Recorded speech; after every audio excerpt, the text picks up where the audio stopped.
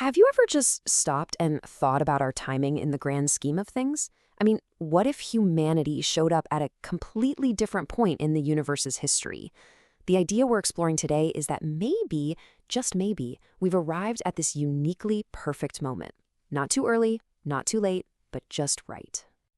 I mean, really think about that. What if our cosmic timing was off? If we'd popped into existence way earlier, or maybe billions of years from now, would we even be here? And even if we were, could we possibly have figured out where we came from? It's a pretty mind-bending question. So, the source material we're digging into today puts forward this really powerful idea. Our moment in time is special. It's this tiny, narrow window where two absolutely critical things are happening at once. First, the universe is calm enough for complex life like us to even exist. And second, we can still look out and see the clues to how it all began, the evidence of the Big Bang. And this really breaks it down.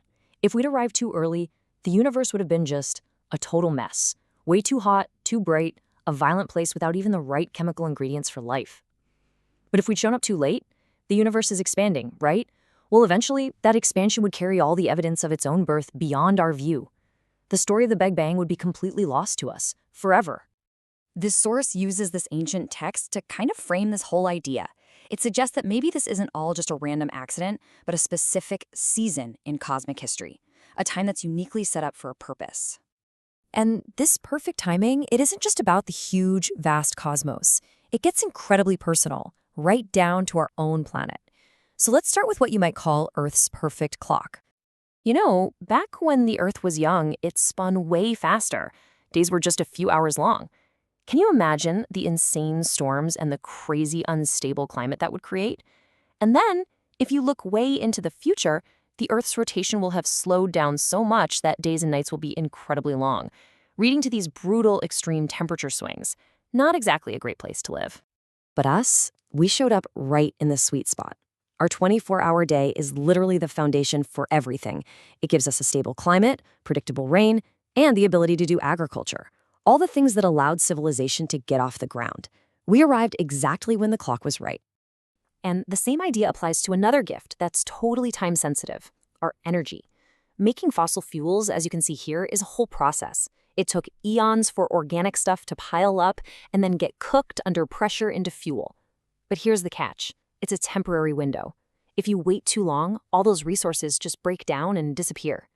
So when you think about it, the implication is just staggering. We happen to appear at the one moment in our planet's entire history when it had stored up just enough easy-to-reach energy to kickstart the Industrial Revolution and build the global technological world we live in today. Okay, so let's zoom out a bit, from our planet to our celestial neighborhood, because the argument is that this perfect timing also includes our sun and our moon. Our sun, like most stars, it has its phases. It was violent and flared like crazy when it was young, and it's gonna get that way again when it gets old.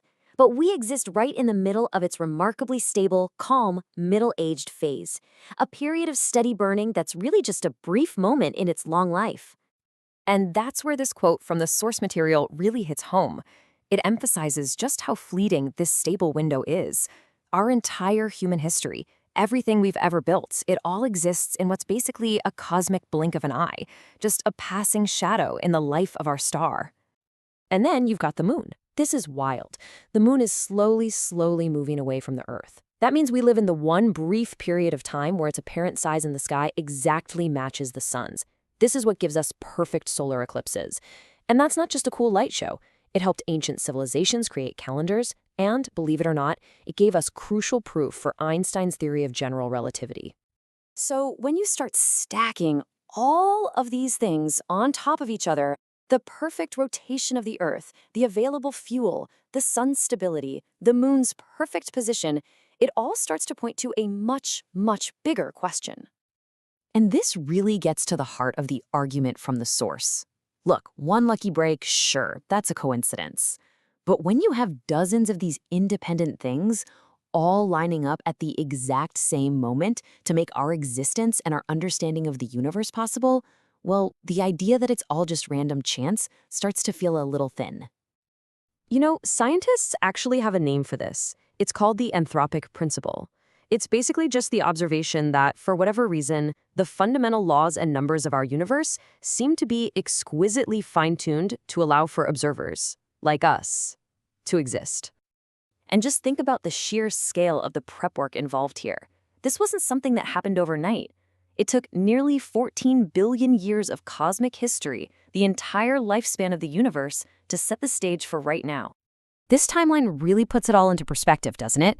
You have this 14 billion year investment for, a window for technological civilization that might only last a few tens of thousands of years. The source compares it to preparing this incredibly elaborate, expensive wedding for a party that only lasts a single afternoon. The massive scale of the preparation is what tells you how valuable the event is, not how long it lasts. But here's where it gets even more interesting. The timing of the physical universe is really only half the story. The source argues we also have to look inward, at what makes us human. You know, every animal wants to survive, right? That's just biology. But we humans, we seem to be wired a little differently. We have this deep, relentless longing for things that have nothing to do with survival, things like meaning and truth and hope. We'll even sacrifice our own safety for them.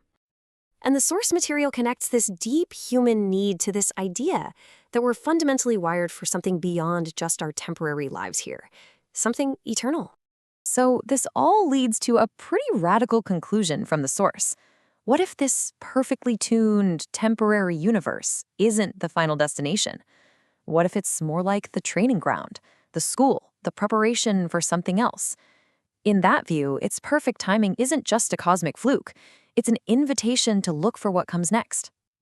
Which leaves us with this final thought to chew on. All this evidence of fine-tuning, all this immense preparation across billions of years, was it all just to create the conditions for any old form of life to show up? Or does this amazing convergence of circumstances maybe point to something far more specific and far more personal?